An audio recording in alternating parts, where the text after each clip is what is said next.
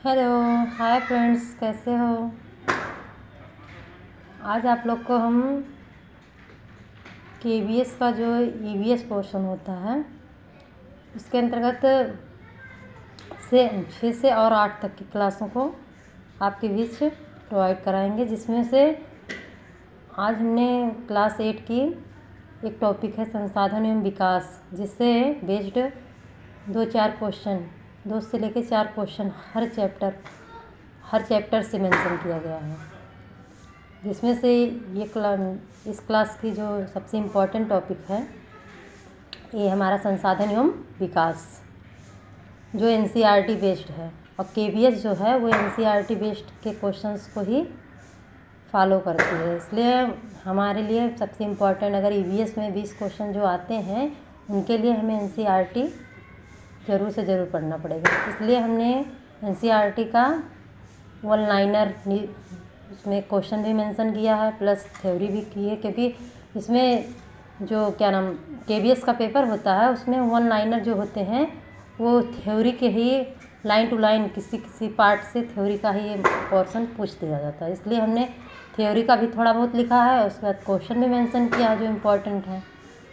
इसलिए आपको लोग को इसी क्रम में हम कृषि जो चैप्टर है लेसन 4, क्लास 8 का लेसन 4 जो है कृषि, आप लोग को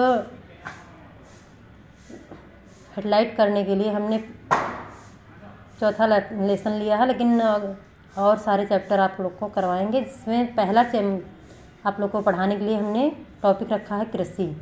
तो कृषि के अंतर्गत हमने पढ़ाया है पौधों से परिष्कृत उत्पाद तक के रूपांतरण में 3 प्रकार की आर्थिक क्रियाएं सम्मिलित हैं। ये प्राथमिक, द्वितीयक और तृतीयक क्रियाएं।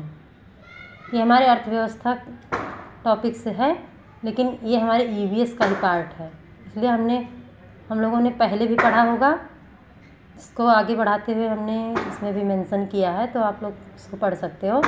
प्राथमिक क्रिया जो है प्राथमिक उत्पादक, प्राथमिक क्रियाओं के अंतर्गत उन सभी क्रियाओं को शामिल किया गया है जिनका संबंध प्राकृतिक संसाधनों के उत्पादन और निष्कर्षण से है।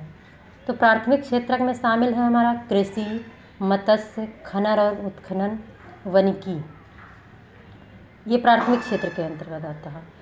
और उसी टॉपिक में इसी अंतर्गत नोट में हम उसमें भी नोट किया गया है केवीएस के बुक में भी, तो उसमें ये क्वेश्चन जो बना है, ये क्वेश्चन हमारे पेट का परीक्षा भी हुआ है, यूपीएससी प्रोवाइड करवाई थी, तो उसमें भी एक क्वेश्चन पूछा गया था, कौन सा क्षेत्र भारत का सबसे बड़ा नियोक्ता है? तो कौन सा क्षेत्र है? प्राथमिक क्षेत्र है। तो जो बच्चे एनसीईआरटी बुक पढ़े रहे होंगे उनका क्वेश्चन सही रहा होगा, तो इसलिए हम लोग भी एनसीईआरटी 6 से 8 तक की जितनी बुकें हैं हम सब लोगों को इस चैनल के माध्यम से आप लोग को पढ़ाएंगे, पढ़ लीजिएगा प्लीज़। दूसरा है हमारा द्वितीयक क्षेत्र, औद्योगिक क्षेत्र। अर्थव्यवस्था का वह क्षेत्र है जो प्राथमिक क्षेत्र के उत्पादों को अपनी गतिविधियों में कच्चे माल की तरह उपयोग करता है। तो द्वितीय क्षेत्र में हमें क्या शामिल किया गया है? विनिर्माण, विद्युत, गैस, जनोपयोगी सेवाएं। कभी कभी ऐसा पूछा जाता है कि द्वितीय क्षेत्र को द्वितीय क्षेत्र को किस नाम से और जाना जाता है? तो औद्योगिक क्षेत्र के नाम से भी जाना जाता है। इसमें उद्योग से संबंधित जितने कार्य होते हैं वो द्वितीय क्षेत्र में आते हैं। फिर हमारा आता है तृतीय क्षेत्र। तृतीय क्षेत्र को सेवा क्षेत्र भी कहा जाता है। ये भी क्वेश्चन ऐसे मेंशन किया जाता है कि सेवा क्षेत्र के नाम से कौन सा क्षेत्र जाना जाता है? तो हमारा कौन सा? तृतीय क्षेत्र। इस प्रकार के क्षेत्र में विभिन्न प्रकार से सेवाओं को उपलब्ध किया जाता है या उत्पादित किया जाता है।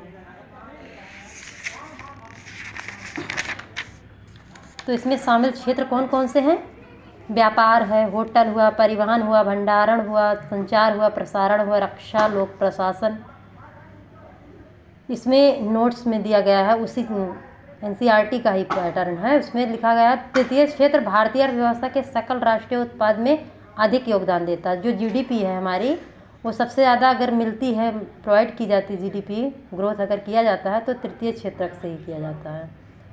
तो इसमें हमारा कृषि जो है, ये कृषि हमारा किसके अंतर्गत आएगा? क्योंकि टॉपिक हमारी थी, तो कृषि हमारा प्राथमिक क्षेत्र के अंतर्गत आएगा। विश्व में 50% लोग कृषि पर निर्भर हैं।